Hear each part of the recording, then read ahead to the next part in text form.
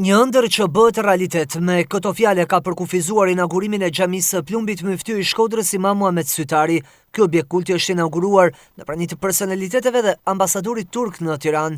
Kjo është anër e kahershme jona, zotni kryetare dhe zoti ambasador. Edhe ne jemi shumë mirënjohës presidentit Turkisë edhe të gjithë atyre që kanë punuar për këtë mirësi të madhe, që tashmë xhamia e Plumbit del nga bataku i përmytjeve, edhe nga bataku i neglizhencës shekullore, edhe merr një pamje të re, edhe hyn në një erë të re, që e man të lidhën me shpirtin shekullor të saj. Është anër e realizuar, alhamdulillah.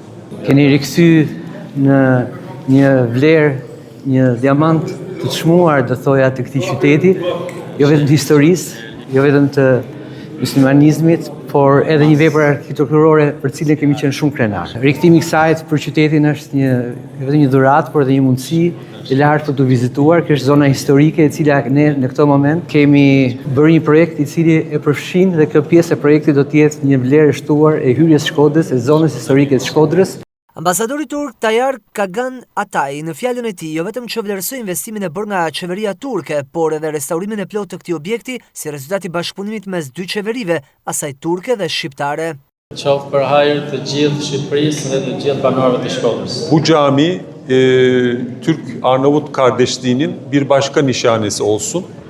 Kjo xhami është një simbol, është një vepër e cila do të lidhë popullin shqiptar me popullin turk.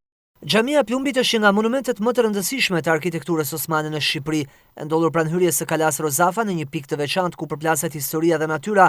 Ajo është simboli i identitetit kulturor të Shkodrës. E ndërtuar në 1773, ajo mori emrin Xhamia e Plumbit për shkak të mbulesës së saj me plumb, një element unik që i ka dhënë rezistencë hieshi. Struktura është ndërtuar sipas stilit klasik osman me kupolë qendrore, 4 kupola më të vogla dhe një minare elegante, ndërsa ambienti përreth pasqyron qetësi dhe mallështi historike. Pas dëmeve të përsëritura nga përmbytjet dhe koha, ajo u restaurua fal bashkëpunimit të qeverisë turke me atë shqiptare dhe sot qëndron si një dëshmi e gjallë e bashkëjetesës fetare, e trashëgimisë kulturore dhe rezistencës së Shkodrës përballë kohës.